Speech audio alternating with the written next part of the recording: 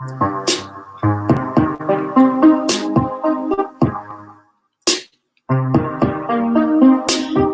talks, women share to be bold and take risks. Vault talks, women say what they feel and mean what they say. Yeah. Vault talks, believe in your power, so much power. Yeah. Vault talks where women share, women share.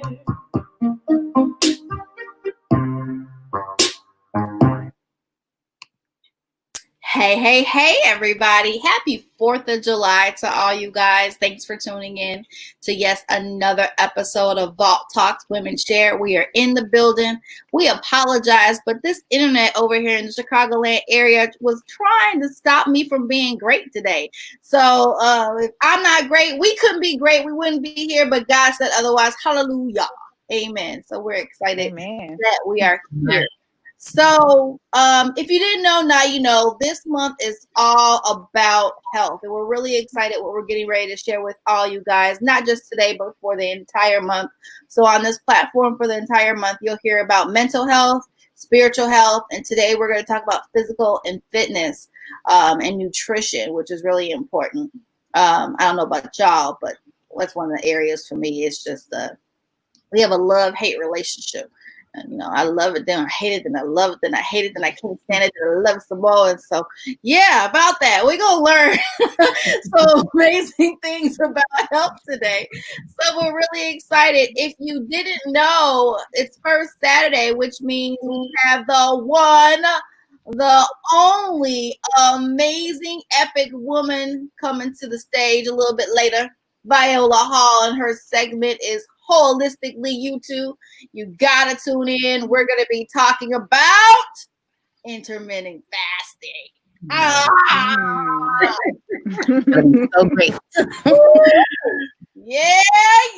Now a lot of us know about spiritual fasting and giving up, different things, and the Daniel fast and the this fast and eat the nuts and berry fast and all about water for 40 days fast. So this is gonna be good. A lot of different nuggets that we need to know specifically about this. I don't know about y'all, but I've heard so many different horror stories about it, but then I've heard more of the greatness that comes from actually doing this the right way. So let's talk about that. So we'll have her on the show a little bit later.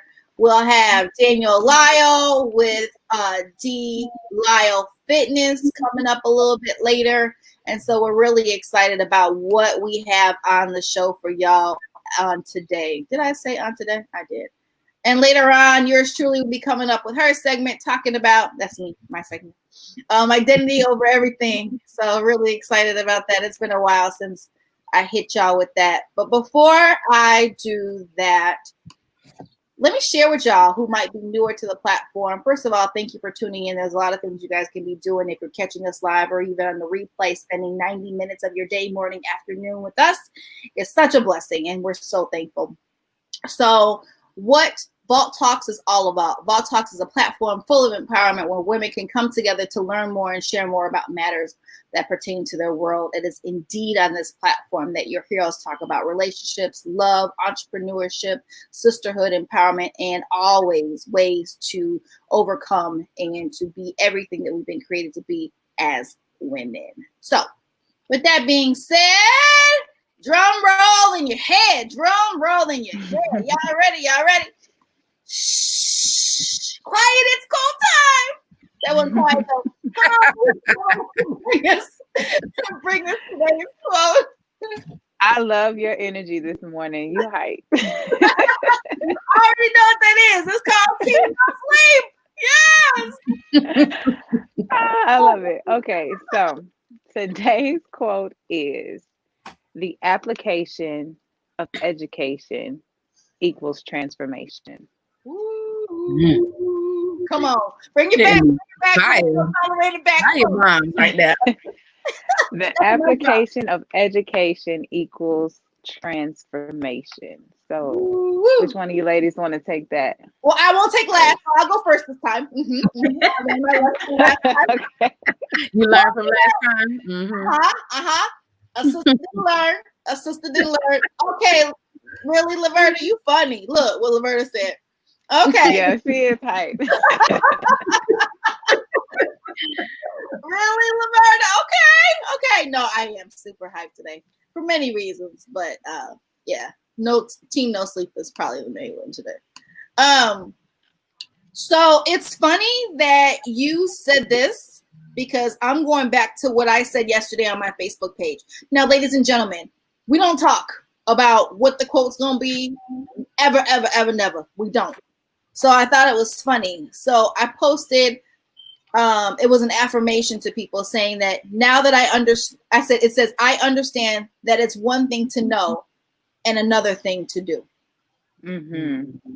So I thought that was funny. Here you come talking about the application of education equals transformation. And another thing happened before I text you the quote. Well, when I text you the quote, I clicked on a live that Tanisha actually shared of a lady giving a sermon, and she was talking about the same thing. So I'm just like, okay, yeah, we align. We always say that, but I mean, like, for real, like there's no joke in this thing. We indeed are. So what I was thinking about yesterday, I was talking to a client or a prospective client. We were just going back and forth, and all I could think about was that it was one thing for her to know that she needed to do it, but it was another thing for her to step out and be like, I'm ready to do it. And so, we sit on so much information as people, and we just wait for the right time to actually hop into things, knowing that we already can consciously make that decision, yet there's some type of mental barrier that's keeping us from moving forward. And so I just thought about, how, and I can only do a personal reflection, how I came off my job. That was like a major leap of God. Like I had all the information and knew that it was time because God had showed me everything that I needed to know. Yet I was so nervous because it was like the world of the unknown. When you're used to getting paid the 15th of every month faithfully, and you switch into the entrepreneur world, it's a little you're like, like, let me just stay where I'm at and be real super comfortable, because I know, this bill get paid, so it was just that faith jump, that leap. And here I am almost a year later. It'll be a year in September. And it has been such an experience. I've grown so much. I have gained so many resources because I took the opportunity to apply what I've already known, and I'm continuously transforming every day. Like I see it. My mind is changing. How I view entrepreneurship is changing. How I view me is changing. So it's one thing to literally say, oh, I'm going to do this, I'm going to do that. But when you really click that switch and you actually jump out there and do it, it's a whole nother ball game. And it's such a game changer to really understand that you have all this power within you and you're not doing nothing with it. You have the power to shift and you just sitting. And so God literally gave me the illustration of a mother hen a couple years ago sitting on a bunch of eggs, but they weren't hatching. And I was like, what are you telling me? So he was literally saying, you sitting on all these gifts, and you ain't putting the heat to it to make it happen. You got the juice, you got the Kool-Aid, you got the cookies, you got the napkin, you got the plate, you got it all. You got the feast right in front of you. So what are you gonna do? And so you're literally challenged to make a decision. And I think this is so fitting that we're talking about this, just in reference to our health, because I got people like Isha in my ear talking about download this app, do this, do that. And I still be like, oh, whatever. Okay. I get ready. I'm going to do it. And so I can successfully say I started walking this week for 30 minutes a day and I haven't missed a day. I could have missed yesterday because I slept in, but I made a duty to, even at night, like it wasn't dark, but it was getting ready to be dark. I walked, and it was actually my best walk that I had all week. I turned on some pumping Nigerian music, and I was gone. I was in a zone. And so it's amazing when you really apply yourself, the energy that comes out of you actually stepping out and doing what it is that you know that you can conquer. But it's just a scary thing. So I'm done. I like that. My opinion on application of education equals transformation. While you guys are talking, I was writing it down so I can just take it in. You have to apply the information to educate yourself so you can transform yourself for the best to walk and be the best in your purpose in life. So I look at it always educating yourself, applying what you learn the way you see it and perceive it. But what you don't understand, ask for help. There's nothing wrong with asking for help. A lot of people don't like to ask for help because they be like, oh, I don't want her to know I don't know this. But knowledge is power.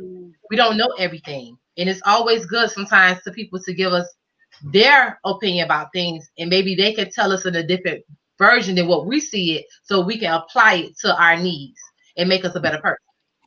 So that's what I Yeah. I like what both of you said. I mean, it states true as to like how everything is. When I think of transformation, I think of like to become, and like, you know, like the becoming of who you were meant to be, or who your heart is on that end, and wearing your heart on your sleeve type of thing. And you know, being able to just put your best foot forward at all times. And I was watching this I guess a documentary on Netflix last night, and I was talking about the Christian church and everything that was going on in that end. But the one thing I remembered before I fell asleep was literally, you know, to be good. There's no such thing as being to be good. Like good, I always thought of the word good as not good enough. Like, what are you really good at? Like when people say, like, and I am guilty of this.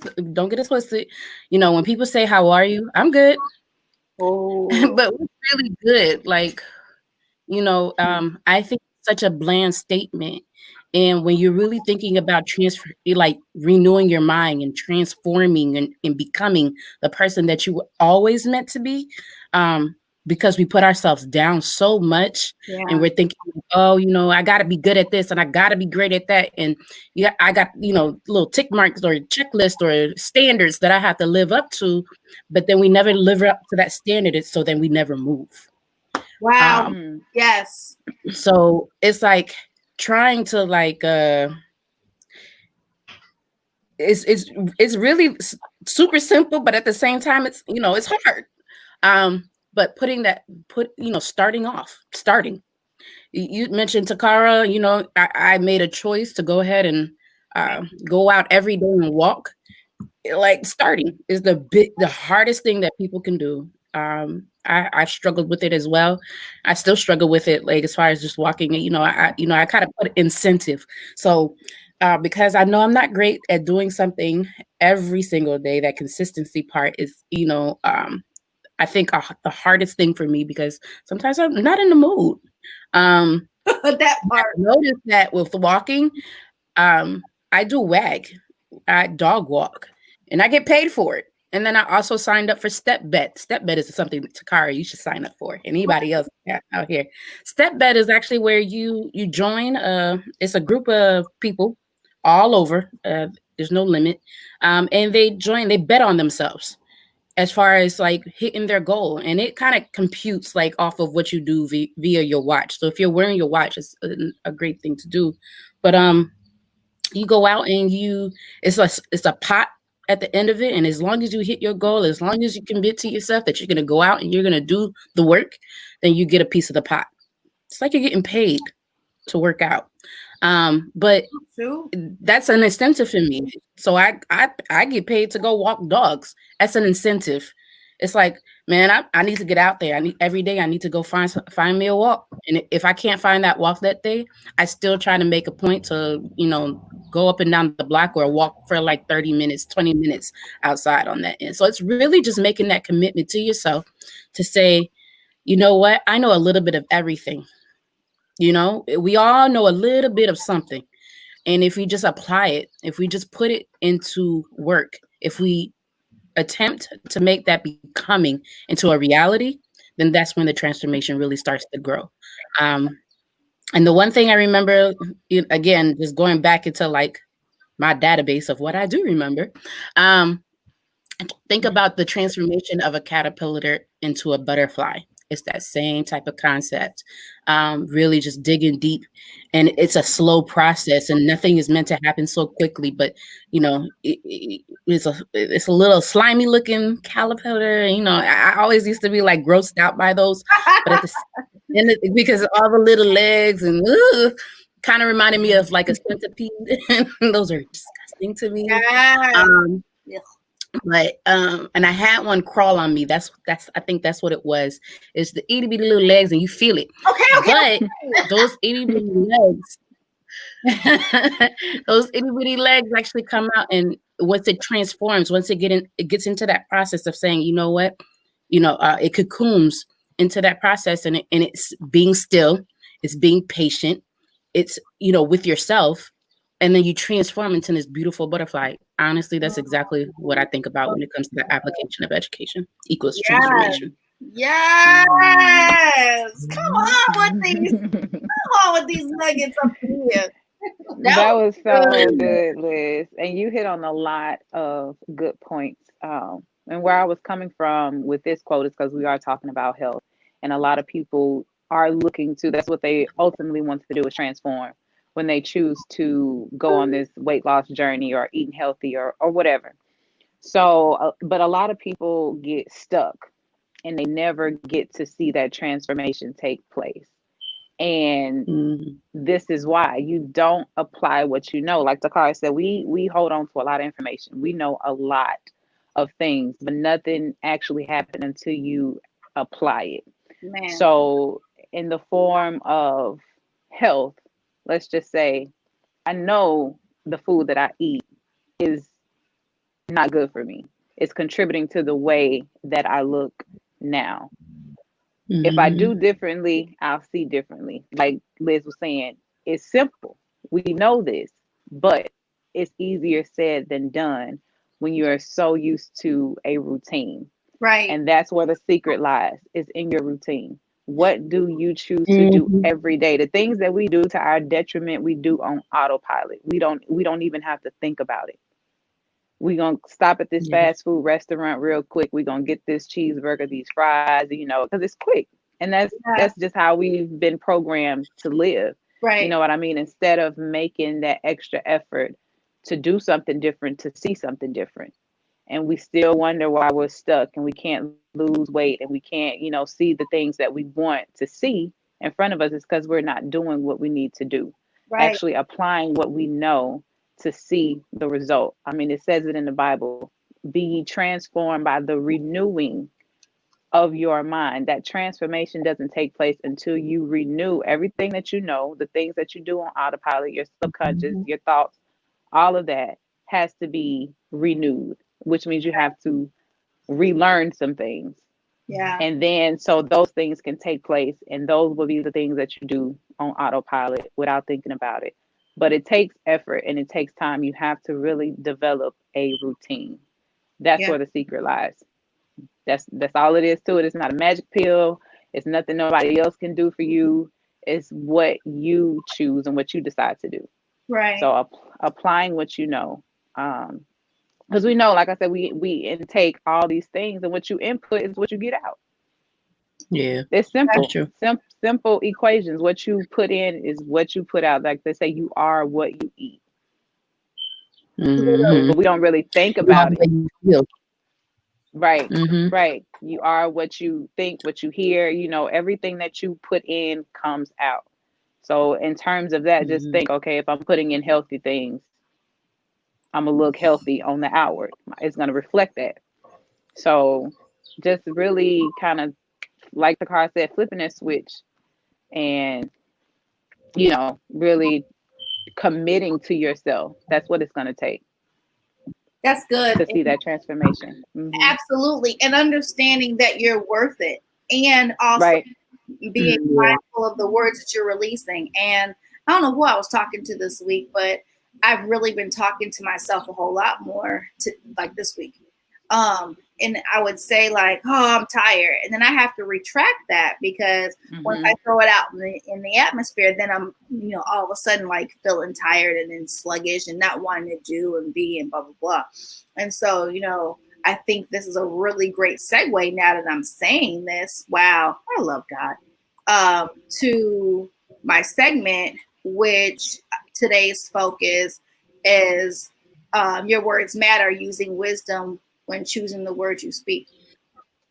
And so I was thinking about what I was going to talk about today, and God literally took me, now that I'm not trying to promote myself, I promise, but he took me to my book, literally, like all these things that I have in my book, You better promote yourself, girl.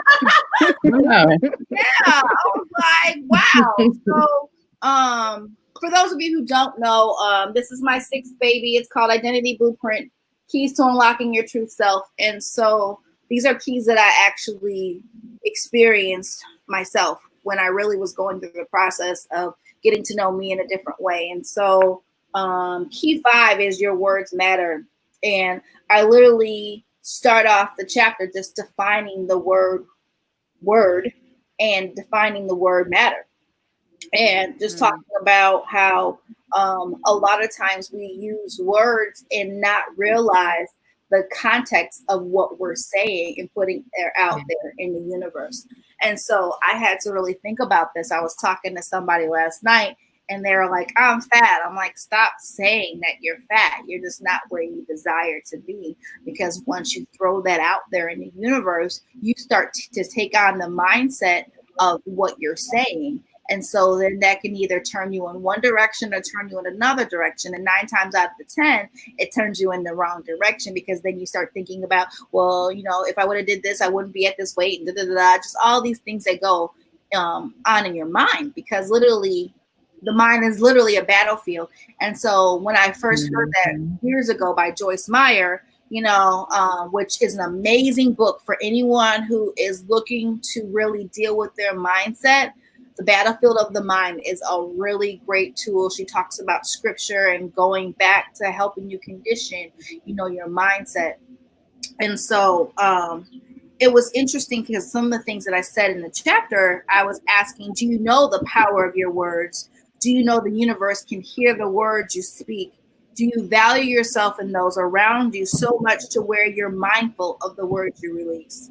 Think of words as seeds in the universe, as fruitful ground for your words to manifest.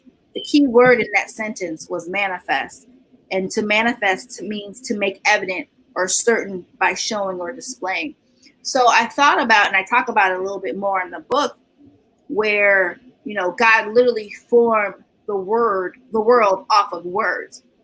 And so if he formed this world that we live in off of words, what power do we have when we're choosing our words correctly to be able to form our own world?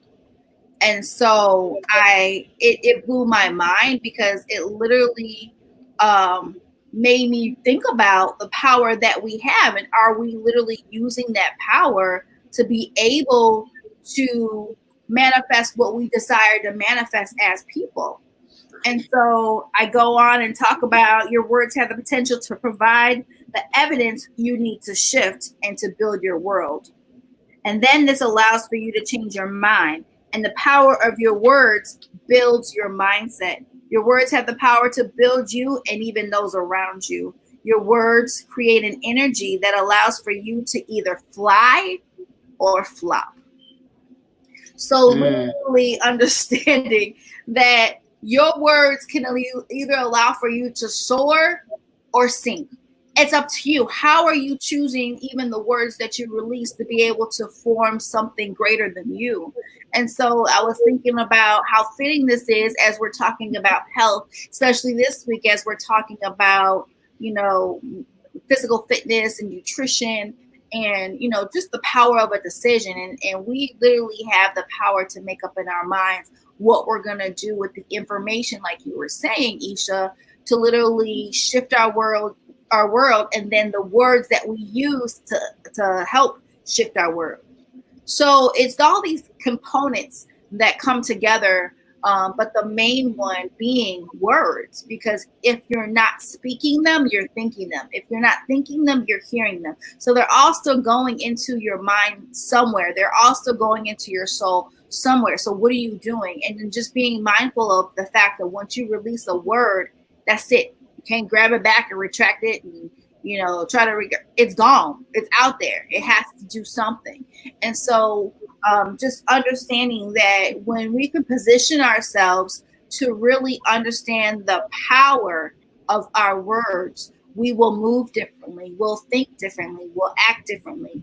We'll, take the leap to apply for the job that we know that we're qualified to get, but we don't want to go through the application process.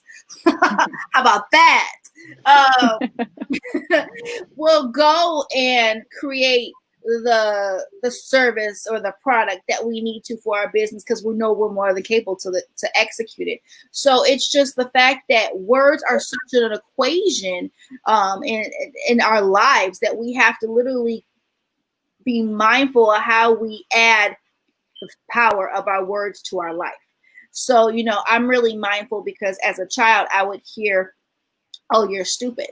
And so I had to realize that thing took seed in my life to where when I heard the word, not only did it trigger me, but it also made me think about, I'm making these moves. I thought I was smart, but yet I've been always told I'm stupid. So the power of those words literally manifested to something that can be greater than what you really understand if you don't nurture it the right way. Meaning someone throws out the word, "Oh, you're stupid." So it's up to you to say, am I or am I not? Am I going to take that and internalize it, or am I going to reject that? Am I going to sit on that and make it grow, or I'm going to say, no, that's not me? So just that whole flying or flopping based on the words that you use and the words that you allow to make up your world on a daily basis.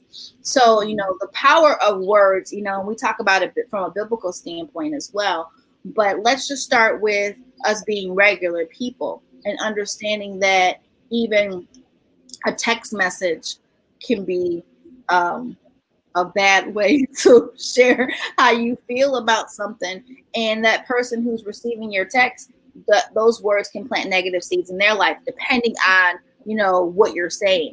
Or it can be, words of greatness, depending on what you're saying. But there's just so much power in the words that we release. I think sometimes we don't really think about it in the magnitude that words indeed have more power. So when you think about power, a lot of times people think about, your lights, that's power. Your car, that's power. But think about the root of how that was even able to become. Somebody had to think of the idea to create a light.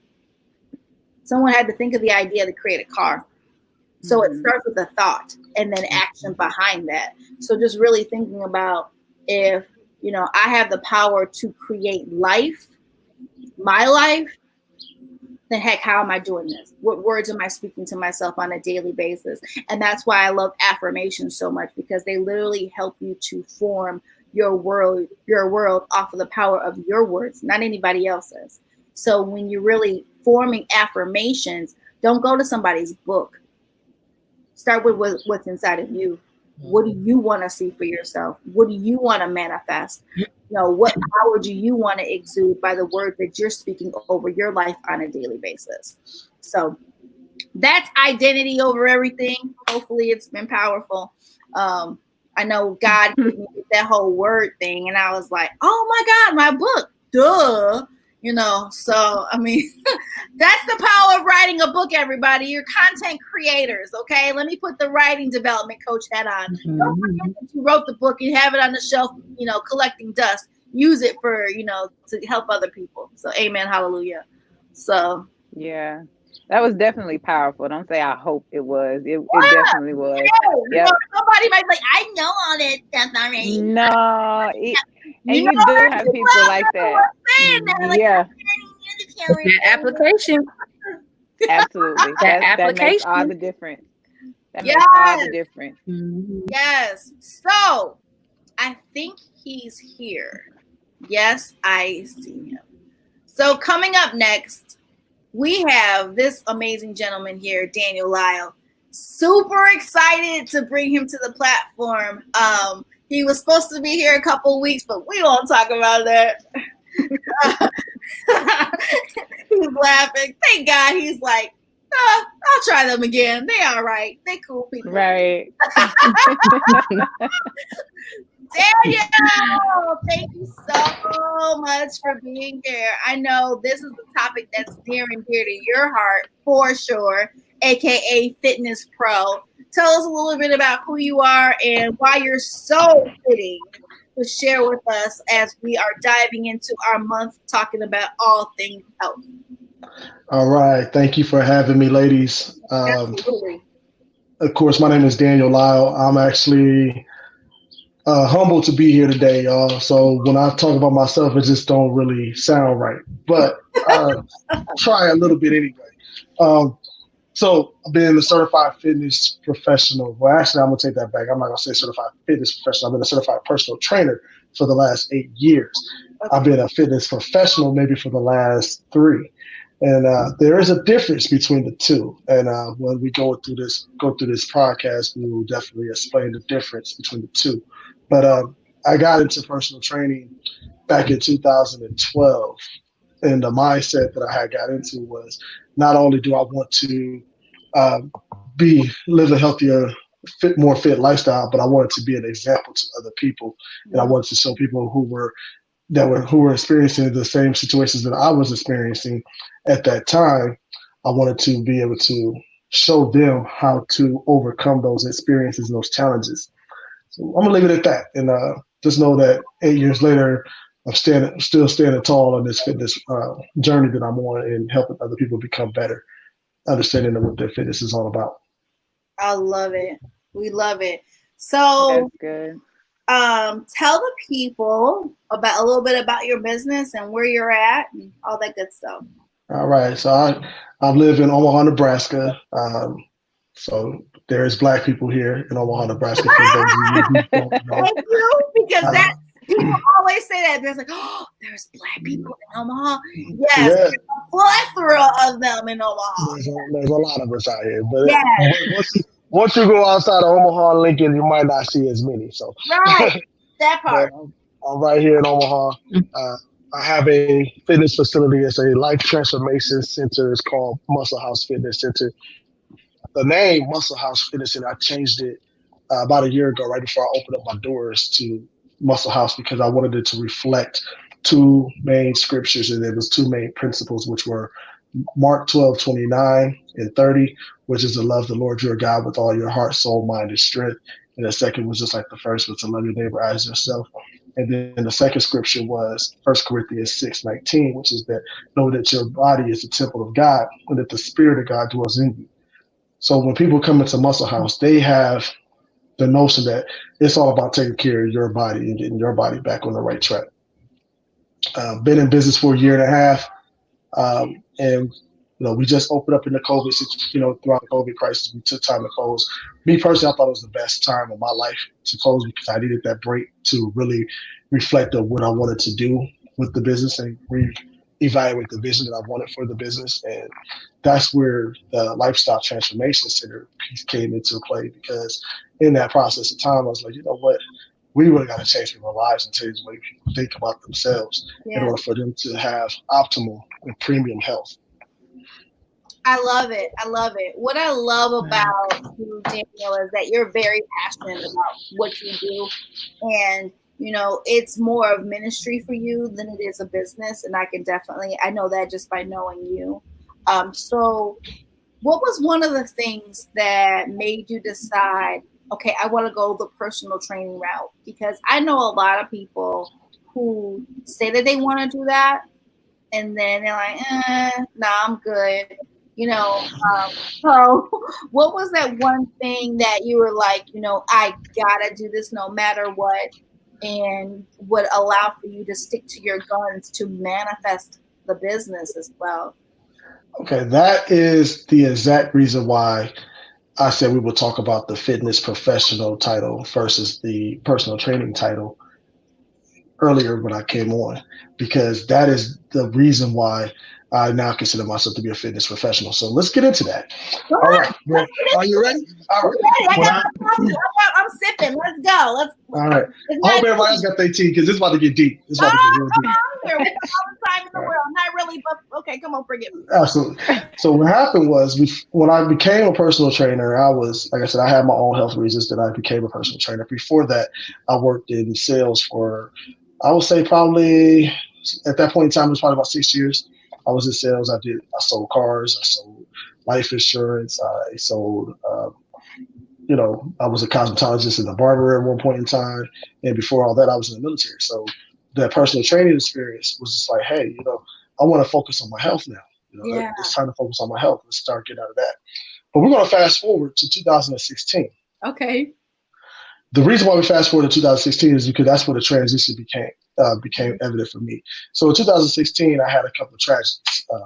The year started off bad. 30 days into the brand new year, we had a loss in the family. A month and a half after that, had another loss in the family. 3 weeks after that, there was another loss. Woo. And yeah, that was a lot. That just took a breath out of me just right then and there. But in that third loss, it was my aunt. And my aunt was very close to me like a mom at that point because she, my mother was military. I was military, but my aunt was like always my go-to person. Like every time something went, my mom had to go out to sea when she was in the Navy. I had to go to my aunt's or go to my grandmother's, but my aunt, she was always there for me. So when she died, and she was only 10 years older than me. So when she died, it just changed everything. It just really just took a spin for a lot of different things. Now, before she died, I was already on a quest to discover what purpose that I wanted to give back to the rest, for the rest of my life, because I didn't want to continue my life working for somebody else, and having other people sign my paychecks. So I was already on the journey trying to figure out what exactly did I want to do at that point in time. Yeah. But God has a way of giving you your purpose if you take time to listen. Say that one more time. God has a way of giving you your purpose if you take time to listen. Yeah. But when this happened, this particular instance, I had no choice but to listen. So what happened was she died on the 13th. We buried her on the 22nd. I had a grievance period. I was working for State Farm Insurance, and my insurance agent, he gave me the time off.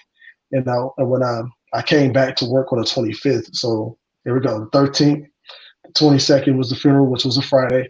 Had Saturday, Sunday off, of course. Monday, I go back to work. I come into the office. He said, "Hey, come and talk to me for a quick minute." I said, "All right, cool, no problem." I go in there. He said, "How you feel?" I said, "Man, it's kind of hurt. It's kind of hurtful, that just lost my aunt out of nowhere. Don't know why." He said, "Yeah, I understand that." He said, "You know what? Go ahead and take the rest of the week off. When you come back Friday, you can pack your stuff and we'll do your exit paperwork." Oh, so wow. That's how I got fired, so to speak. Wow. Because I didn't hit and the reason why is because I didn't hit my quota for that month, but I was on grievance. So I'm like, man, this is kind of hurtful, but I'm gonna take it all in stride. I don't really care right now. I just lost my aunt, so I ain't even tripping. So I'm like, okay, cool. So that Friday I came in there, I did my paperwork, I exited. Weekend goes by, I'm kind of like, what I'm gonna do now. At this point, I don't want to look for another job, and I was kind of contemplating, going back and forth in my head with, do I want to look for another job? Do I want to look for another job? Like, nope, I don't want to look for that job. Monday comes up. I'm like, you know what? What I am going to do is I'm going to go to the gym. And then when I get done with the gym, I'm going to go work out. I'm going to go for a run. So I go to the gym. I worked out. I went for a run. That was just the first thing on my mind is like, let's just refocus. Right when I got done my run, my legs start to hurt.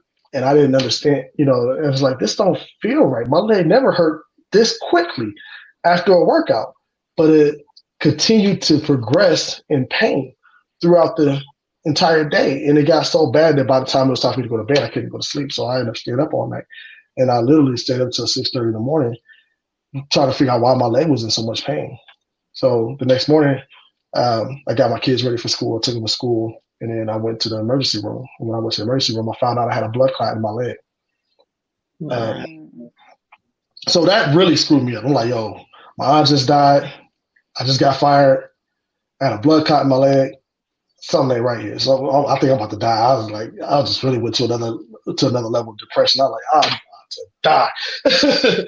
Right. Like, I got to figure out something. Because the doctor told me if it wasn't for the fact that I knew my body, and this is one of the reasons why health is so important. He said if it wasn't for the fact that I knew my body, most people die from those blood clots because they don't know their body. Right. And they just think they're just in pain. But when those blood clots break off, they break off, it's problems because they travel. And sometimes they can travel up to your lung and they will lock into your lung and lodge into your lung. And when they do that, you're gone. Yeah. So a lot of people die from blood clots, so you got to make sure you know your body. The pain is not the same pain that you experience from working out. Go get it checked out. Don't be afraid to go get it checked out. So that happened to me. So one day I was, fast forward, the blood clot happened. I ended up getting another job, but I was working at the YMCA. So I was doing what I wanted to do anyway. But I was like, this ain't for me. This is not for me. Working for somebody else is not for me. So one day I just checked out. I just clocked out and I went for a walk. That walk turned into a half a marathon. When I got done with that walk, now mind you, I still had this blood clot on my leg, so I was in a lot of pain. So this walk ended up taking 5 hours. But it turned into a half a marathon. And in that half a marathon, I had my Forrest Gump moment. Just felt like running. And I tried to run, but I couldn't run because my leg was in so much pain. But when I came out of that walk, my mind was so clear that all I need to do is focus on this purpose. And this purpose was to get healthy again. And when I started focusing on that, I decided to do a free boot camp. And when I did that free boot camp, I promoted it. I marketed it. I didn't know anything about promoting and marketing, but I knew that I had to do something to let people know that I was serious about doing this free boot camp. First day, everybody's like, yeah, I can't wait to see you in boot camp tomorrow. Like, yeah, I can't wait to have y'all there. I'm ready to work. This is going to work. And everybody knew me in the city. So it was like, everybody was all excited. But then the first day, nobody showed up. So I'm sitting here like, man, I quit. I'm quitting. I give up. I was like, So I got ready to walk away. I had all this stuff that I brought out to the boot camp. I was getting ready to take it out to the car. And then I heard a voice in my head say, stop. Turn around. Go do your workout right here. And I did my workout. I did the exact workout that I had for the boot camp. I did that workout right there in the park. Last 10 minutes of that workout, an 8-month pregnant lady came up to me and said, I came for the boot camp. I was like, what? But you 8 months pregnant, I only got 10 minutes left. She was like, I said, but I'll tell you what, I got 10 minutes left. I'm glad you came. I don't care if I'm here to change one person's life or a million. You that one person today, I got 10 minutes. Let's do something. She said, okay.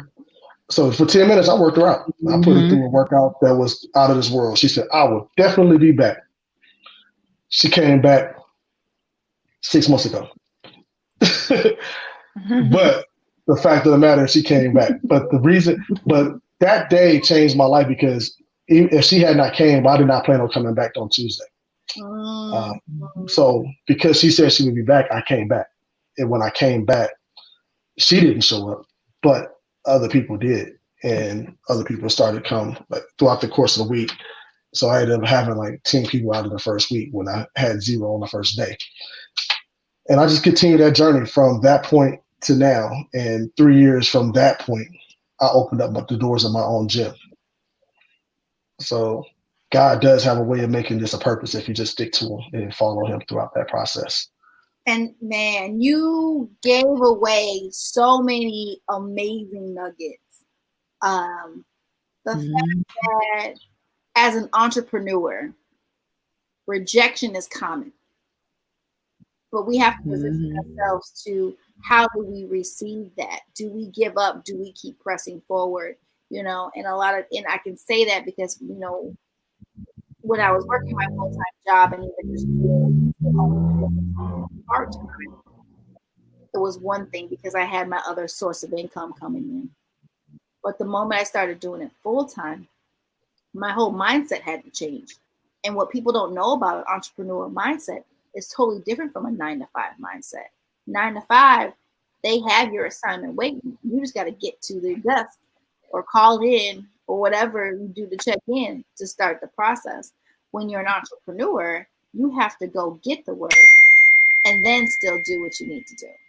And so it's such a process to where you have to even shift your mind and not get discouraged when that person was like, oh my God, yeah, man, I need that bet. I got you. I'm calling you Monday at 9 o'clock Eastern Standard Time.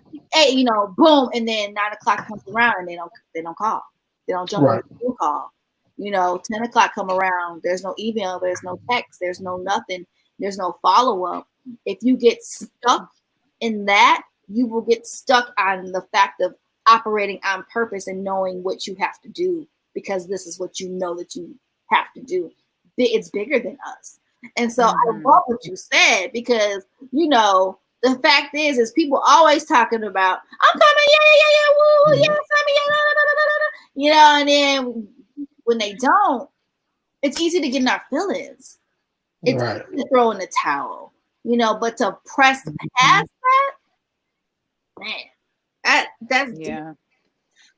Oh yeah, you got to challenge yourself, and that's and that's the difference between an entrepreneur and an employee, is that the entrepreneur continues to challenge themselves. And there's been so many chances and opportunities for me to give up, and I was like, hey, if I got all these opportunities and chances to give up, how many more opportunities and chances do I have to keep pushing? Because at one point, there's going to be a breakthrough. And once that breakthrough comes through, there's going to be no stopping you. This is going to be no stopping you. Yeah. And I liken that, like you had mentioned that this has become more like a ministry. No, this is my ministry. Yeah. And the reason why I say this is my ministry is because this is a jewel that I'm going to give you. When I told you that the name Muscle House represented those two scriptures, Mark 12:29 and 30, during this whole COVID season, God showed me Mark 12:29 and 30 more in detail. Mark 12:29 and 30 says to love the Lord your God. These are the two greatest commandments. Above these commandments hang all the law. He said the first commandment is to love the Lord your God with all of your heart, soul, mind, and strength. And the second is just like the first, which is to love your neighbor as yourself. So keeping that in mind, hang on to that for a second while I take you to a different direction. I was listening to a podcast with Jim Rohn, and Jim Rohn was talking about finishing something before you actually start it. And he was asking you, how do you finish something before you start? The first thing to do, the way you finish something before you start, is to visualize it first in your mind. And that's what your blueprints are. Your blueprint is the visualization of what you want your end goal to look like. So if you're making a house, if you're building a house, you're not just going to go and just start building and start putting things together, because it's not going to look like anything by the time it's completed. You're going to have a blueprint, a structure on where you want this wall to be, how you want this wall to look, how you want this, what equipment you're going to use to do this. You have this whole program in mind, right? So that's what you do to finish something before you start. Now bring that back to Mark 12:29 and 30. The first thing that God did was said to love the Lord thy God with all your heart, soul, mind, and strength. So he gave you the blueprint on how you love him, right? Yeah. Then he said that the second thing is just like the second is just like the first, which is to love your neighbor, right, as yourself. So I had to look at that differently based off of what I learned about finishing something when you start. In order for you to put God first, God has to be your end goal, which means that you have to have a foundation and a framework in place in order for you to have God as your end goal, which means that you have to know how to love your neighbor, right? If you know how to love your neighbor, the only way you know how to love your neighbor is to love your neighbor as yourself, which means that the first thing you have to do is know how to love yourself. Now, the end goal was, how do you love yourself, which is what God said, love me with all of your heart, soul, mind, and strength. So that means that you have to love your neighbor with all of your heart, soul, mind, and strength. And in order for you to love your neighbor with all of your heart, soul, mind, and strength, you have to know how to love yourself with all of your heart, soul, mind, and strength. So people are like, what does that look like? Well, your heart is simple. Your heart is your love, the love that you have for others, your emotions, your happiness, your joy. Your mind is your wisdom, the wisdom that you want to continue to seek.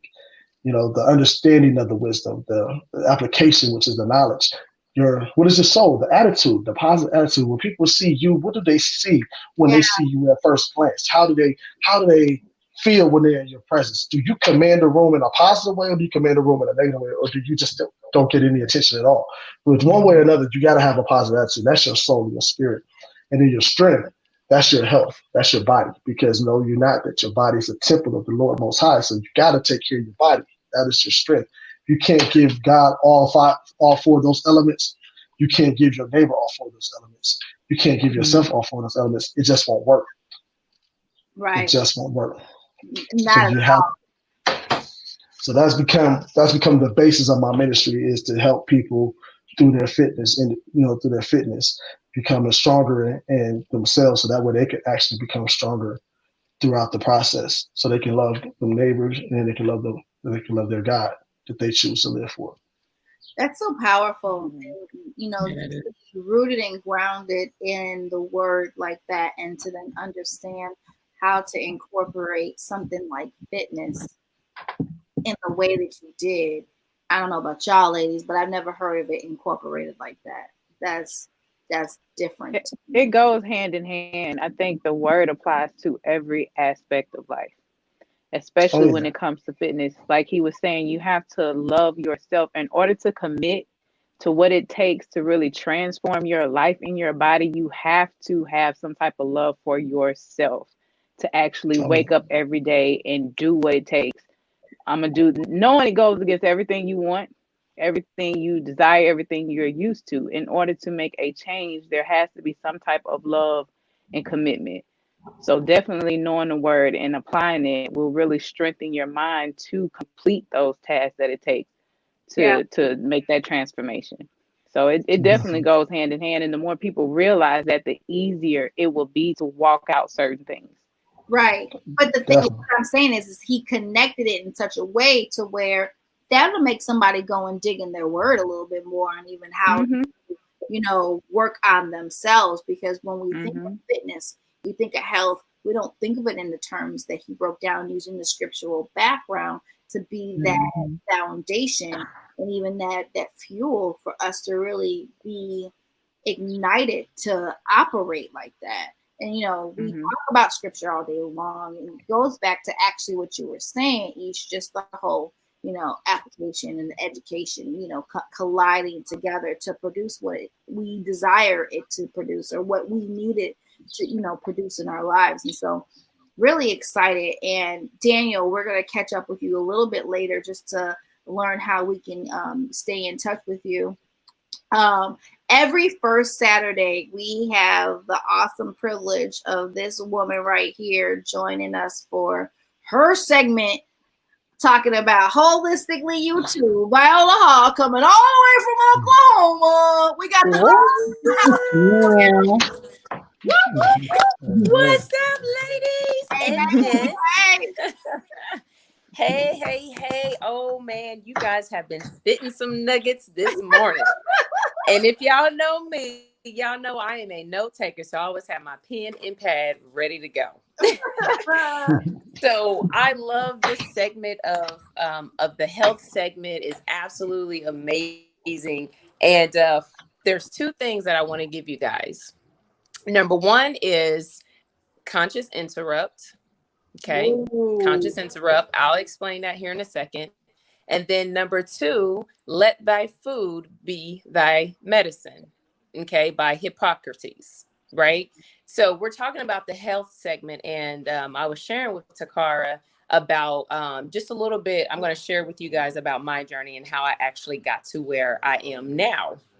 And so I want to go back to that conscious interrupt, because in anything that we do, it all starts in the mind, like Daniel was saying. I love Jim Rohn. I listen to Jim Rohn all the time.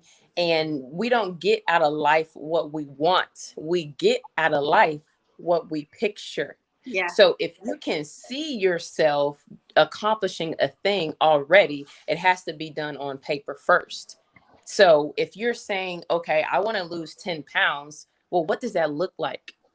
Are you envisioning yourself losing 10 pounds? What does your body frame look like? How do you want to look? Can you picture yourself wearing that dress, you know, that you can't quite fit into yet? So everything that we do, we have to give ourselves a conscious interrupt, because automatically our mind is negative because we live in a negative environment, right? Most people are living in hell in their households. Let's just be real, right? Most people are maybe living with family members and their life may be hell, you know? And so we have to be able to give ourselves a conscious interrupt every single day, right? Because you control your outcome. You know, your attitude, you know, your gratitude determines your altitude.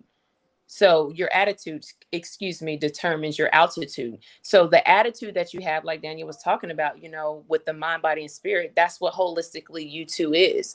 Holistically, you is mind, body, and spirit, making sure that you are giving yourself a conscious interrupt every single day, making sure that you're tapping into your spirit, because we all have greatness inside of us, right? And then making sure that you're positive, that you have a positive mindset, and that you can move forward with that every single day. Be ye transformed by the renewing of your mind. That's every single day. Every day. A lot of people think, oh, okay, well, I'm okay today. I'm not gonna, you know, listen to any motivational videos, or I'm not going to, you know, meditate or anything like that. And then you end up having a bad day. Why? Because God tells us to renew our minds every single day. And a lot of people kind of fall in that area because they think that they're in control. Well, if it was up to us, y'all, we would fail, right? We would fail every single day. So we just have to be transformed by the renewing of our minds, guys, every single day. And so what I want to talk about today is a little bit of my health, my health journey. I know we have new people maybe tuning in. And so I'm going to talk about when I first had my daughter. I got up to 230 pounds. Right. And so Daniel and we're kind of similar because I do come from that health and wellness background. I too was a personal trainer, but now I kind of transitioned into more so of entrepreneurship and also health coaching. And so after I had my daughter, it was a struggle for me because I was one of those that was going through hell, you know, in my household. And so I had to find a way in order for me to get back on track as being an athlete. You know, I come from a very successful athletic background. I went to college to play basketball, full ride scholarship, and I also went overseas to play basketball. And so I'm a very health conscious type of person, and I've always been that way, you know, ever since I was a young child. And so when I had my daughter, I never weighed that much before, but I used that instead of making excuses like a lot of people do on, oh, well, my child is 20 years old, but I still have this baby fat on me. Well, that's not funny, number one. Number two is like, you didn't give yourself a conscious interrupt. See, because when I got that weight on me, I told myself that, wow, I would never, ever be this big again. And I don't care if I had a child, just because you have a child doesn't mean that you have to be big. You know what I mean? A lot of people think it's sexy, it's cool, to each his own. However, are you healthy? Because you can still be a skinny, unhealthy person, but you could also be overweight and be unhealthy too. So people have to really understand that health is within and not necessarily on the outside. And so my journey through that, I started implementing 3 steps: having a goal, writing it down, and putting it into action. And if you would just use those 3 simple goals, and yes, you have to get deep, you have to dig deep into those things, but have a plan and a goal, write it down, okay? And then execute that plan. That means take action. So what does that look like? Writing it down and having a plan. So if you say, okay, I want to lose 10 pounds. Realistically, you can only lose about 1, maybe to 3 pounds, depending on how strict you are with your eating, okay, and your working out, right? So if you say that I want to lose 10 pounds, can you realistically lose 10 pounds in 30 days? Yes, you can. You know, you don't have to take all these pills and potions and lotions and all of that other type of stuff to do it. You can do it in a natural way. You know, now within my process, I did it in a natural way, but I supplemented because my body was missing out. You know, like Daniel said, you have to know your body. And I know my body from the top of my head to the rooter to the tutor. You know, I know my body. So I knew that I was lacking in nutrients because our food doesn't necessarily give us everything that we need. We actually do need to supplement certain things. And so I added some things on in my journey. And so I told myself I wasn't going to weigh myself for 30 days. And that's what I did. And so within those 30 days, guys, I lost 10 pounds. My body fat percentage went from like a 34 to like a 30. And my mind was focused on, okay, I have this ultimate goal, but if I lose 1 to 2 pounds or 1 to 3 pounds every single week, I know that I'm going to hit my goal. So that's having a plan and a goal, right? And two, writing it down, because make the vision and make the vision plain by writing it on paper, right? If you write it down, because that's what God tells us in his word, write it down. Why? So you can see it and you can read it, right? If you see it with your eyes, you hear it with your ears by you speaking it out of your mouth, then guess what? Those are the things that's going to excel and keep you pushing in order for you to reach your goal. Now, these 3 steps right here is not just for your health either. This could be in life. It could be for your business. It could be in any type of goal that you want to accomplish, you know, in your life. And so I also added intermittent fasting. And I told Toccara that this is what I was going to hit on today. But I'm going to kind of stop it right here to let you guys kind of interject. Do you have any questions or anything for me right now? Or do you No, I guys want think to hit on? you're definitely on point with how you get from point A to point B, which is, you know, basically putting your goal, setting your intention, putting it out there, and then putting action behind it. And there are certain things that have to take place in between those 2 points.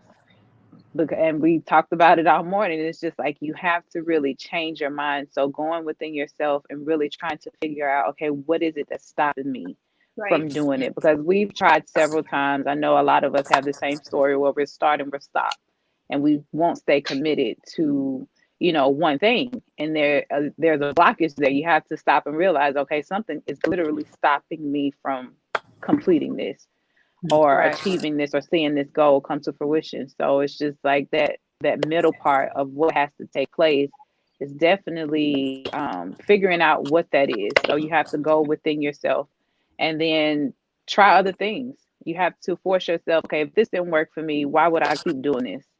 Doing the same thing over and over, expecting different results. We all know that it's Call considered insanity. insanity. So it's just like, why not take the time out to try new things? And I know a lot of people get stuck in their ways and, you know, I'm going to do it this way, but that way hasn't worked for you in forever. Right. So now it's time to kind of adapt and adopt new ways of things, new ways to do things in order to get where you're trying to go. If you're trying to get there, because some people do get comfortable being stuck. But if you're really ready to make that change, you have to be, first of all, open enough to do so. And just be open to learn. But that's the one thing that people have to really understand and grasp that concept. It's just like we go at it thinking we know, and we're not open, we're closed off, we're not open to hear what actually worked. Because what worked for someone else could work for you. And you won't know unless you try it. Right. And so I love this conversation. Daniel, can you weigh in on this conversation based on what Viola's saying, since I know you guys are, you know, in the same arena? I'd love to hear what you say. Absolutely. I was actually waiting for that opportunity because she did hit something that was right on the money when she was talking about supplementing your body. You know, I feel like there's a lot of people right now that are giving this industry a bad name because they're forcing stuff out there that their bodies don't actually need, you know, and because they're forcing things out there that their bodies don't actually need, then the people are not actually getting the right thing. So what's happening for them is that they're using these good, you know, these lose weight fast schemes, and they're not getting results. Or when they get the results and they start using them because their lifestyle is not inducive for that particular type of lifestyle that you have to have in order for you to continue on those programs, they double their weight back. You know, Right. so if you know if you are on that mission to lose the weight and you're trying to get to those goals, you know, when you do those supplements, you don't have to go all out and do those multi, 3-digit price figure supplements out there that's out there. You know, all you gotta do is know what's right for your body and apply that to your body. There's a lot of different things that's out there that's a lot more affordable for you. So you hit it right on the money. You know, you got to do that. But also, I wanted to tap into the fact that when she had mentioned weight loss, you know, the weight on the scale doesn't tell you the whole story. So you may actually lose the 10 pounds and then some in that month, in that 30-day time frame, and it doesn't show on the scale, but it may show in your measurements, because Yes. our bodies have 3 different weight categories that we have to focus on, but we don't. But the scale doesn't actually give you that whole story. It tells you the total amount of mass that you possess, but it doesn't tell you how much of that is water weight, how much of that is lean body mass, and how much of that is body fat. So if you are losing the weight, but the scale's not saying that, don't be discouraged by your journey. And that's what a lot of people give up at. So if you're losing the weight and your clothes are starting to fit different, your body's starting to take shape, and people are starting to say, hey, you look good, girl. You look good, man. What are you doing?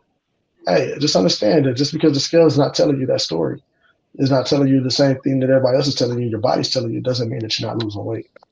Love it. We got a question. I totally agree with that. I have a question though, because there's so many different products out there, and there's so many different levels as to, like, you're really digging in, you're really doing the research that fits for you. Like, how do you know, like, what's gonna be the best? A lot of people don't. I am one of those people. Okay, that's me. How do you know what fits for you and works for you? And is it just like a trial and base kind of error? Because I've worked out in the past and like seen major results. And yes, the scale does lie. The scale is not always right, because what you lose in weight, you put into muscle mass on that end. So that sometimes you can tell the difference, and it depends on how your clothes fit during that weight loss process. But I've noticed that, certain foods. I've also heard this thing about blood type being different for certain foods. Yeah. What is that? What does that entail? And then taking different supplements and knowing what it's actually doing to you, that's going to then, give you the result that you want. But I feel like it's a lot of trial and error, unfortunately, and you just kind of like figuring out as you go along. But is there something, or a website, or anything specific that someone can actually go to and say, oh, well, this follows up with this, and my body feels like this, and now I can match it up with X, Y, and Z? Is there anything like that? Before you dive in, definitely want to answer Liz's question, and then we have questions that the audience is answering too. So once you guys answer Liz's question, so we can go to the audience, that'd be great. Okay, continue. Okay. You want me to start, or you want to start? Yeah, go ahead. You can start. Go ahead. All right. So, you know what? I'm gonna tell you this. Everybody's body is pretty much made the same way.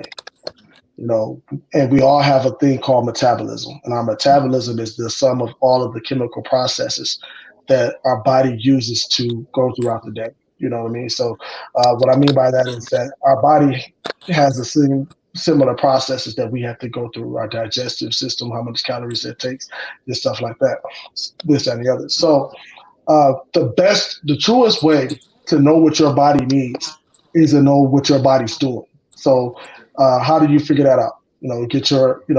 Don't be afraid to go get those blood tests, blood draws, and find out what your body is producing and not producing. Is your body producing enough cholesterol? Is your body producing enough cholesterol? Is your cholesterol too high? Is your body producing the hormones that your body needs? Is it too high, too low? Find out what those are doing. And then once you find out what your body is doing, then the second best thing is to do is to study what makes your, that particular deficiency that your body is experiencing.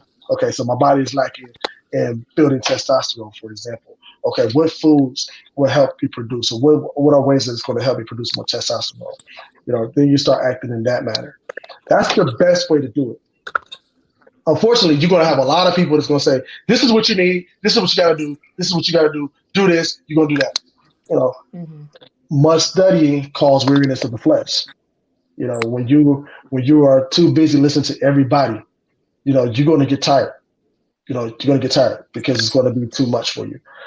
Another spiritual meaning behind that is that if you go back and read First Corinthians 8 chapter, Paul talked about the sacrifice of foods. He said that there's going to be a lot of people that think they know, that think they have knowledge, and knowledge is all only thing it's going to do is make them puff them up, make them feel like they know more than you. For example, like the Atkins diet. You know, nothing wrong with people who follow the Atkins diet, but what you just did was you make Atkins, the creator of that diet, your God, you know, for that moment of time. Because the Bible said that you should not have no other gods before me.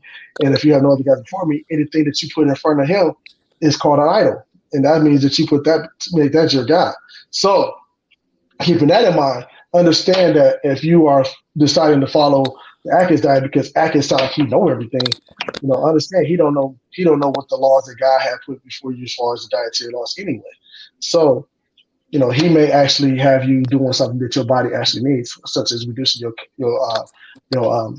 carbs. And your body actually needs carbs. You know what I mean? Your body actually needs carbs because it's energy. You know, so if you're taking carbs out your diet and you no longer have energy, you're not going to sustain. So just know what your body's doing for you already. And that's, like I said, don't be afraid to go get tested to find out what your body's doing. That's awesome, because I was actually going to say that go get a blood test. You know, at one period of time, I was actually experiencing some different things. Like my mind was very cloudy. I didn't know what was going on with me. And when I went and got a blood test, my white blood cell count was low.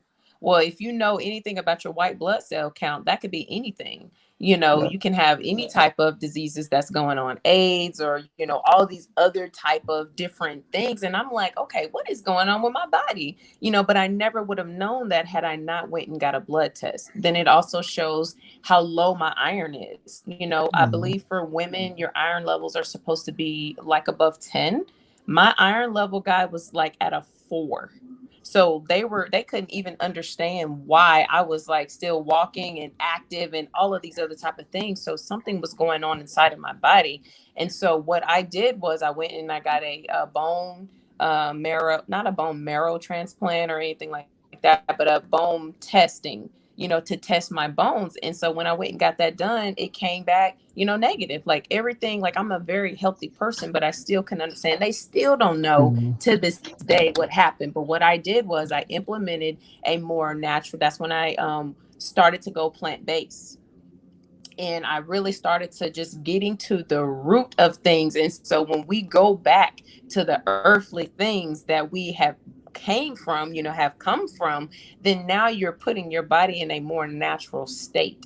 And so in the beginning of my journey, I did use products, you know, however, I stopped using those products once I hit my goal. And then plus I started finding out about the dairy, you know, content and all of that other stuff. So I was like, okay, I'm done. And the only portion that I kept was the wellness part. And I still take that to this day because it gives me all my vitamins, minerals, antioxidants. Because like I said, sometimes we lack nutrients in our foods, especially if you're not eating organically or you're eating a lot of junk food and stuff like that. Not to say that I am all the time, but that still allows me to get the nutrients that I may miss on a daily basis. So that's a great example, Daniel. So thank you for sharing that, because I was going to hit on that too.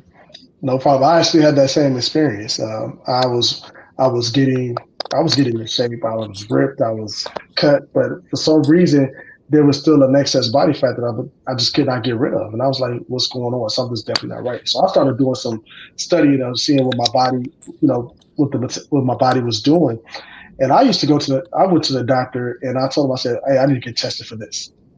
It's like, "Why do you need to get tested for that?" I said, "Because my body is doing this, this, and this, and I'm doing this, this, and this, and it's not lining up. I'm too healthy, I'm too fit, I'm too strong for me to not be burning this excess body fat." It's like, "Well, what makes you think that this is the problem?" I was like, "Hey, I know my body." So don't let them, when you decide to go do these tests, if you decide to go do these tests, don't let them tell you otherwise, that you don't need these tests. Right. Because they don't know your body. You know what I'm saying? These doctors don't know your body. They may know about the body, but they don't know your body. So when you start going to get these tests, make sure that you are adamant and you stand firm on what you do, because they're gonna try to do everything they can to keep you unhealthy. That's how they keep making money. That's how they Yeah, get paid. absolutely. And don't result to fast results either. Like everybody wants a quick fix. And so back to the, supplement part, what should you take and all of that? Well, you have to decide what you should take, but this is a marathon. This is not a sprint. You know what I mean? Like Mhm. this is your body. You have to be with your body for the rest of your life. So you have to Absolutely. understand that what you create now, what regimens, what things that you're creating right now for your lifestyle, that's what you have to be able to utilize for the rest of your life. And so if you're having these plateaus, you're having these ups and downs, I'm taking products here, taking products there, well, that's not creating a lifestyle change for yourself. And then especially when we have children, now our children are seeing us take this, take that, and that's not creating, a positive structure for them.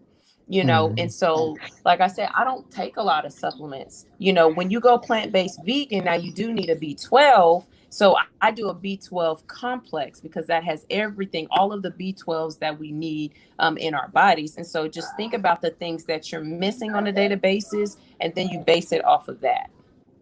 That's But how I would answer that question. keep in mind too that carrots is a very high content of B12. It has that beta carotene. Yes, yes. Yeah. So I'm not saying not to use a supplement vitamin, but just it's just a food that you can use Okay, go, that baby, particular go. instance. But also, all right. How do you deal with menopause weight while doing intermittent fasting? And then they said menopause weight is hormonal stubborn. Sorry about that. I had to take the baby to the bathroom. We're potty training, y'all, so bear Cool. with me.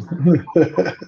Now, when it comes to, I haven't done much research when it comes to menopause, but let's get into the whole intermittent fasting thing. Okay, so y'all know I got my notes. Let me get him situated right quick. Great job, Bubba. Pull your pants up. Now, while you're Great getting job. him situated, Daniel, can you weigh in on the question a little bit?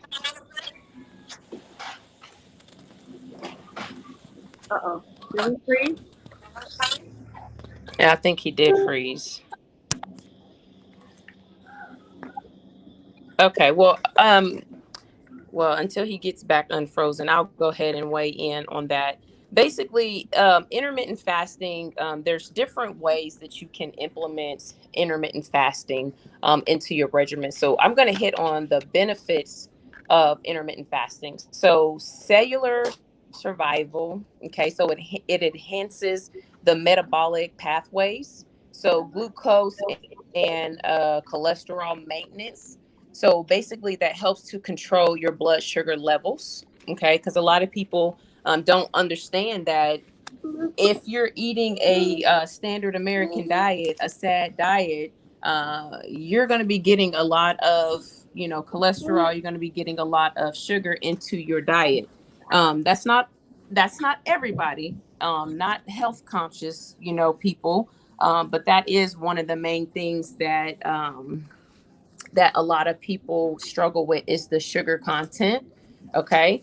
It also increases the mitochondrial function and energy production. So it increases brain function. Okay. Whenever you intermittent fast, it also helps to, like exercising when you're intermittent fasting helps to also stimulate, like increases the stimula function in your body. Okay, so that means that you can burn more fat. You could also increase your mentality, so you can think sharper, think much clearer, because your body is detoxifying from all of those toxins that you put in your body and on your body. A lot of people have to think about the type of skincare products that you guys utilize as well.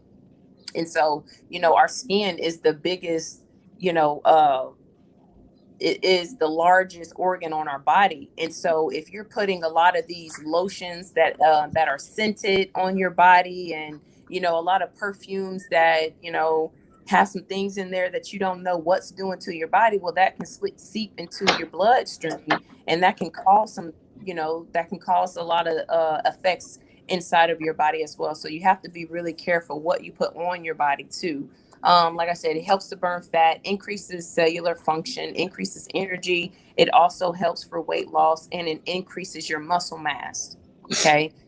Um, Daniel, do you want to hit on anything about Just that? want to. I'm not going to touch on what you said because everything that you said was right on point. So I'm just going to leave that alone. But I will say it's a lot easier to intermittent fast than a lot of people give it credit for. Reason why I say that is because you spend however many hours you sleep at night, you spend that time fasting anyway. So if Right. you were to learn how to incorporate that time into your intermittent fasting, you will go so much further with your intermittent fasting schedule than you will ever realize. Right, absolutely. And just to kind of give you guys a story, whenever I did it, I told myself that I was going to do intermittent fasting for a whole week. So I did my research. I figured out what was the best way to do it, how to eat, and all of that, because all of that matters. If you don't have the knowledge, then I wouldn't do it. Because you don't just want to be out there just willy nilly eating whatever. They say, yeah, if you're intermittent fast, you can eat whatever. That's not true. That's You know not what I true. mean? That's not true at all. You still want to have a balance. You still want to make sure you meal prep. You still want to make sure that everything is your timing is right. So if you're working a full time, job trying to intermittent fast, then that may be not necessarily a little bit challenging for you, but you have to make sure you are prepared. Okay, so Right. for me on my that week journey, I wanted to lose 4% body fat, and so I did fasted cardio. So every day that I got up, I had like 8 ounces of lemon water, just to kind of, because we dehydrate through the night. And so I would drink some water some days, and then I would go to the gym and I would do fasted cardio for 30 minutes. Right. And then once I did that towards the end of me getting ready to eat, because I wanted to be able to replenish my body after I did my fasted cardio. So I did that. And then I went and I ate a good, well rounded, meal, breakfast. Either you can have a protein smoothie, or you can do protein waffles, or you can do an omelet if you still eat eggs with vegetables. You can have a piece of toast with it, because you do, like Dan, you said, you want to incorporate your carbs, because your carbs does give you energy. um, and then I would time it out. So there's three different types of options that I want to share with you guys. You can do alternating day fasting, so you can go 2 or 3 days a week, or every other day to do intermittent fasting. Or you can do like a 5 and 2. So you can go 5 days just eating regular, and then not eating the last 2 days, or those last 2 days you're decreasing your calories. So 500 for women, 600 for men. And then to me, this is my favorite because it works better for me. I love the 16 and 8. So if you say, okay, your cutoff time is going to be no later than 9 p.m. at night, well, you're not going to eat again until 1 p.m. the next afternoon. But within that time, you can drink green tea. As long as your calories stay under 10 grams of calories, then you're still going to be in that fasting state. Does that make sense? So Yeah. you can still drink lime water throughout the day. You can drink tea, like I was saying, until it's time for you to be able to eat. So the whole purpose is you want to make sure that you stay hydrated, right? Because water is going to help increase your metabolism, and that's going to help you to burn, the fat, as well as, that weight loss being able to take place. And then your first meal, you want to make sure you have a well-rounded, balanced meal. If you're somebody that still eats meat, or salmon or fish or something like that, you want a carb, a protein, and then, some vegetables. But when it comes to your vegetables, a lot of people, they struggle with fiber. A lot of our systems are filled with, what, gook, because a lot of people are not cleaning themselves out. So being able to intermittent fast, it will help you to reset your body, basically. And so you want to make sure that you incorporate more fibrous vegetables. So if you, whatever you have on the other side of your plate, just double that in vegetables. And that's going to help you to really, it's going to help you with the menopause, as well. Exercise is always going to be the best in that. And then intermittent fasting is going to really help you to excel a lot faster in that area. Absolutely. Daniel, can I ask, what's the importance of drinking like lemon water or, cold versus warm water in the morning? What's the big importance? Great question. Great question. The lemon in the lemon water is a natural diuretic, for one, which is going to help you detoxify your body in the mornings. So you definitely want to have the lemon water for that purpose. So that way you can actually get that jump start. But drinking a glass of water, cold water in the morning also shocks the body, which actually gets that jump start in the metabolism. Because when you sleep, your metabolism drops. That's your chemical processes. It drops. So best way to get that jump started in the morning is to throw that shock on the body, which by taking a cold glass of water will allow you to do that. But then when you add that limit to it, like I said, it's a natural diuretic. So that gives you an opportunity to get that bacteria that's in your body, in your digestive system, to rolling on the right track. So so that's how important. That's why it's so important. Okay. So we have a new question up. All right. Yes. Fasted So cardio. what is fasted cardio? So fasted cardio basically means you don't have anything on your system. And so for me, whenever I first got up, I didn't drink anything. I didn't eat anything. I just went straight to the gym and I did fasted cardio. And even like now, like I challenge myself to run every single day. So when I wake up, I, of course, go through my daily regimen, and then I go hit my fasted cardio. So I don't drink anything in the mornings. I don't eat anything in the mornings, and I go do 3-mile or 4-mile run, and then I'll come back and stretch, and then I'll replenish my body with liquids. So that's basically fasted cardio. You don't have anything on your stomach.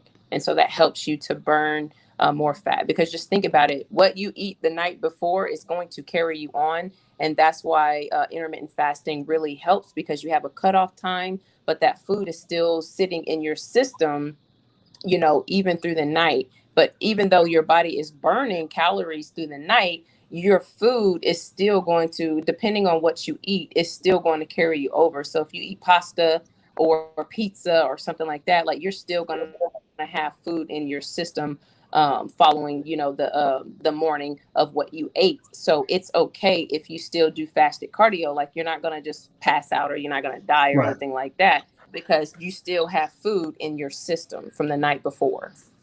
Yeah. So, So get rid of that myth. Get rid of Right. that. Get rid of that myth. That is a myth that if you eat on an empty stomach or run on an empty stomach, you're not going to make it, or you're going to pass out. That's a myth. Get rid of that. Right. So with Yes. that being said, I got a question about the lemon water, and then I'm gonna let you guys talk for a little bit longer. We are a little over, but that's okay. So I've heard different things with lemon water. So is lemon juice, adding lemon juice to your water, or does it have to be a real lemon that you're adding to water? You will get more benefits out of using the real lemon. Mm-hmm. So I would say use the real lemon. Okay. Okay. Though as natural as possible. Absolutely. See, understand that, I just recently went plant-based too. I went plant-based because one of the things that had me thinking was how many times or how long does it take for that food to touch from that food to get to where I can purchase it? How long does it take for it to get there? So when you think about it like that, the same rule applies with lemon juice. If you got lemon juice, the concentrated lemon juice, how long did it take for it to get to the bottling company? Well, How I many? shop at Aldi. They restock their shelves every day. Yeah, but how long does it take for it to leave the? Boo. Right, Leave but the see, it has warehouse. it has Yeah, a you shelf gotta life. you gotta So factor how all long of did it that take to in. leave the You have to warehouse? think about Let's shelf life. be clear. Here in Illinois, they're founded and based in Illinois. So, let's throw that out there. But then you have to Right. think about all the preservatives that they Whatever. put in Yes. it to keep it on the Yes. shelf. You're not gonna So Yes. it's a lot that goes into it. Absolutely. Absolutely. why. Look, Why? you want to be a Somewhere, people. big, So we gotta but be look, somewhere. we're not saying that you can't do the concentrate, but you just got to understand that the more natural, You gotta the less hands process. that's touching it, the Use your better. own limits. Yeah. That's We right. know pretty well. Yeah, You know, if we absolutely. get cold turkey, Hey, we my journey into going plant based was a definite testament of crawling before you walk. Because what happened was a year ago, I actually discovered that when we were created, we were only plant based. right. Genesis chapter 1 verse Yes. 9. So Yeah. Yes. I started asking questions. I said, "Hey God, so we were only plant based at the time of creation. When did you give us a commandment to start eating meat?" Uh-oh. Right. Yeah, Uh-oh. I've always wondered that. Yep. So I'm gonna give y'all the answer right now, okay? Because I know you're not gonna get this from a pastor. So Mm. the answer is he gave us the commandment to start eating meat after he destroyed the earth by the flood. So when Noah and his sons came out of the ark, and he gave Noah a new set of commandments, just like he gave Adam the commandments to replenish, to multiply. He also gave Noah the commandments to be fruitful and multiply. And then when he gave Noah those commandments, he told Noah, he said, now the animals and everything that moves on the earth can be for food for you. But he also told him, though, now this is the caveat into this whole process. Guidelines to He this.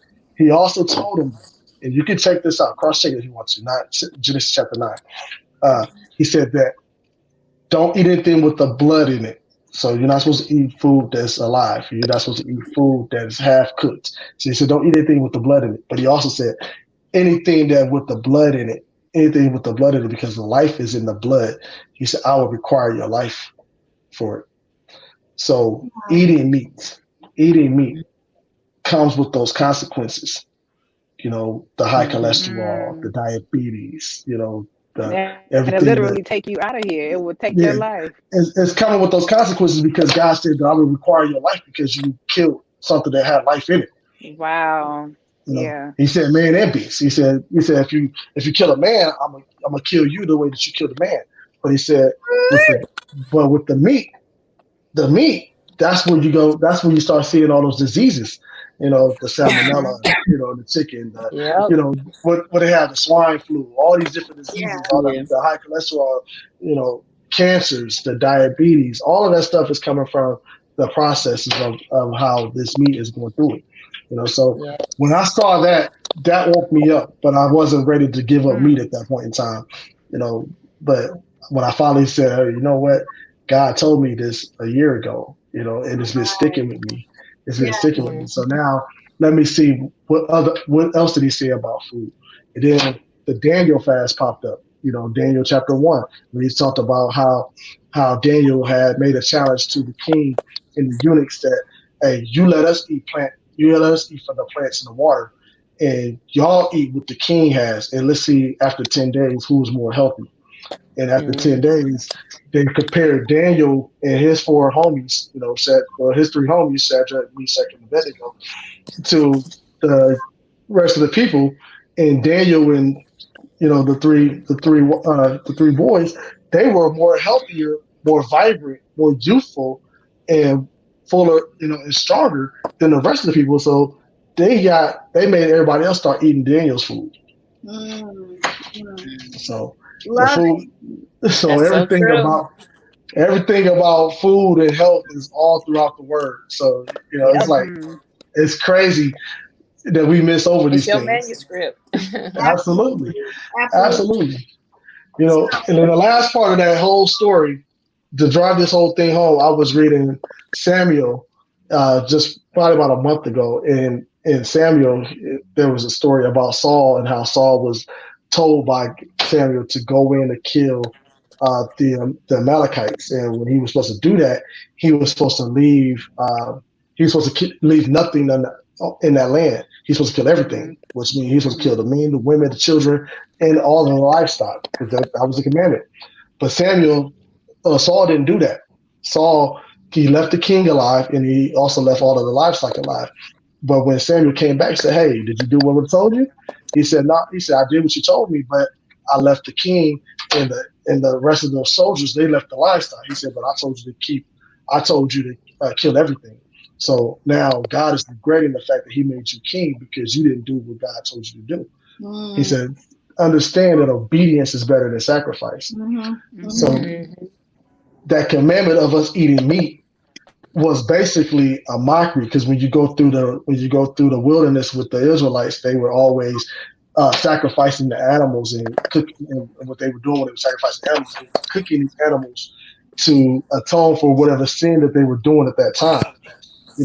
So that's why they were sacrificing these animals. But that was never the intent for God for us to sacrifice those animals. He was basically saying, I want to make y'all, I want to bless y'all, but since y'all want to keep messing up, this is your way of making atonement. But the best way to make your true atonement is to actually listen to God, right?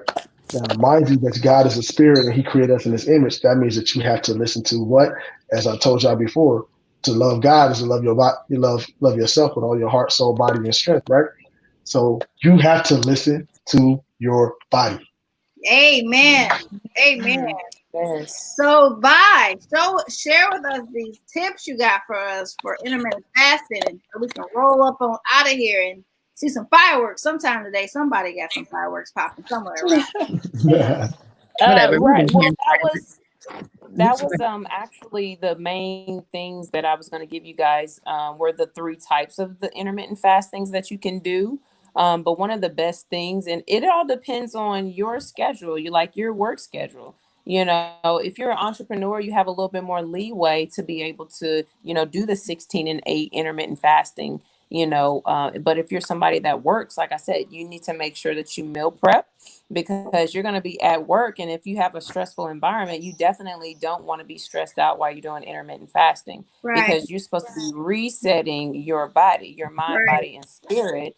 And so you don't want to be stressed out. So if you are doing this and you are working a full-time job, I'm just going to say, be prepared. So prepare your meals, make sure you have, lemon water or lime water. Make sure that you have everything that you need when you go to work, because if you're working a 9 to 5 and you your last meal was at 9, well, your next meal is not until 1 p.m. So you have to make sure that you have to have, your meals there, because when you're doing this, you only have an 8-hour window to be able to eat. So that 8-hour window basically means that you're getting your calories and everything in 3 meals. So if you're eating at 1, you're not going to eat again till like 3 or 4, right? So that's 2 meals while you're at work. And if you forget, then you're going to be hangry, so you want to make sure that you have a schedule and make sure that you stick to that schedule if you're doing intermittent fasting, because you want to make sure you do it the right way. And you don't want to, be off, you know what I mean? And say, oh, well, this is not working, I can't do that. In actuality, it really does work for you. That's so good. I mean, because I've been doing it since we talked this week, and so I eat from 12 to 8, and you should see me trying to make sure I put something in my body before 8 o'clock. I feel like Cinderella with the Mrs. Glass shoe. Right. You have to have everything turns back to its original state at 8 o'clock. That's it. I'm drinking water all the rest of the night, and if anybody knows me, I don't sleep. So you know how tempting it is to get up and go to the refrigerator. Now rest is key. You have to get you some sleep, sis. I was about to say that. It's a whole other life. That takes you to a whole other level. You got to get that rest, and also understand that you have to get those calories in. So intermittent fasting, you have to get those calories in. So whatever your calorie intake is needed, you got to get that in 8 hours. So you got to make sure that's important. And why is that important?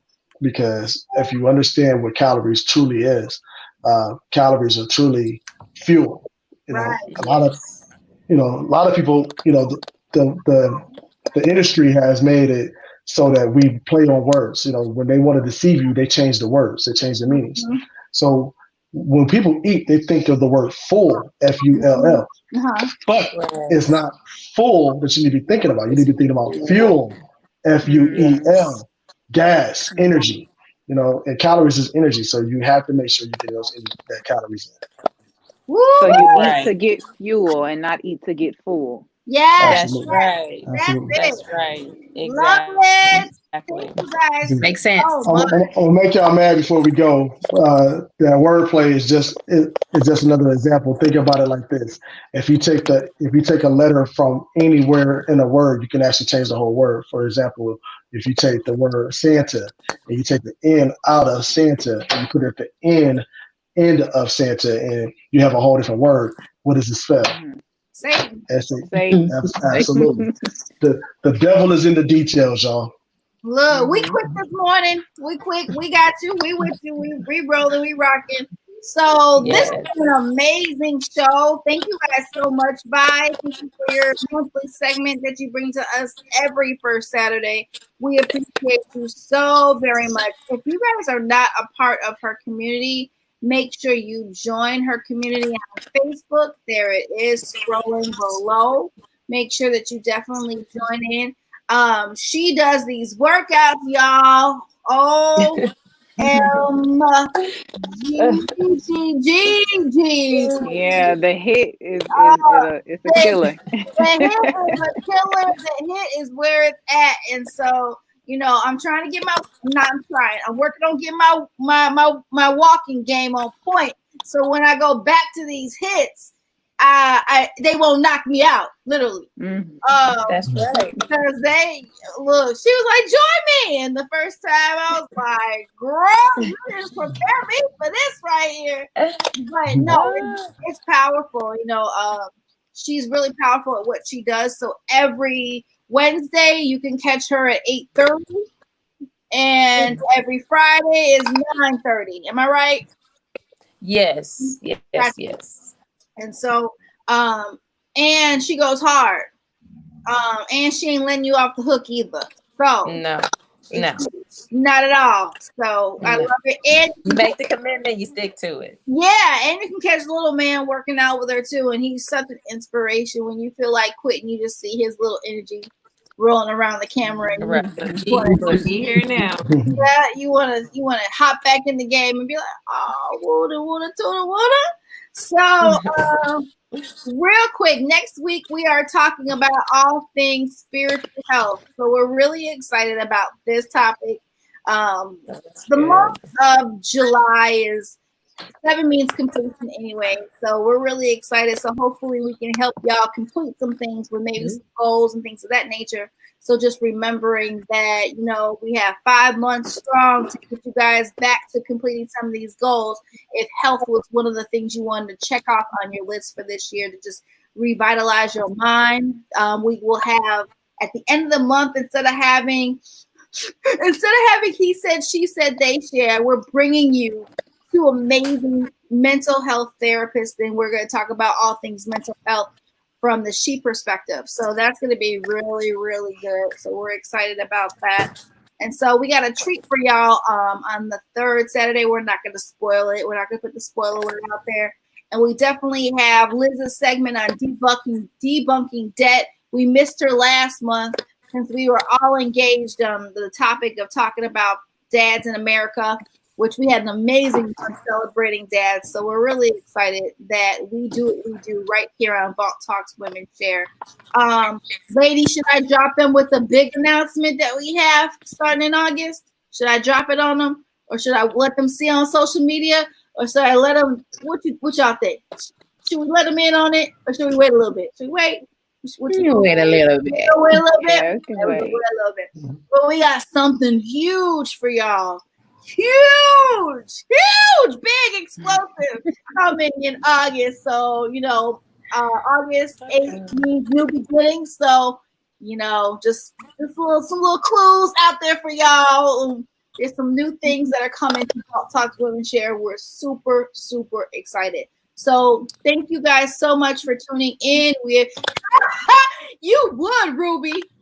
Drop it. You would want to know. Nope. You gotta tune in, and we're gonna drop it like it's hot here in a minute, okay? So we're excited about what we're doing on this platform. 4 amazing millennial African-American women bringing y'all some juice, some fire, and some sauce every Saturday morning. So any closing words, ladies, before we leave? Gentleman on the panel. Hey, so y'all can check out my website on musclehousefitnesscenter.com. Just revamped the website, so it's got the program on there. But if you want to reach out, I do online as well as in-person gyms. If you're in the Omaha area, Muscle House Fitness Center, 2660 North 72nd Street, Omaha, Nebraska.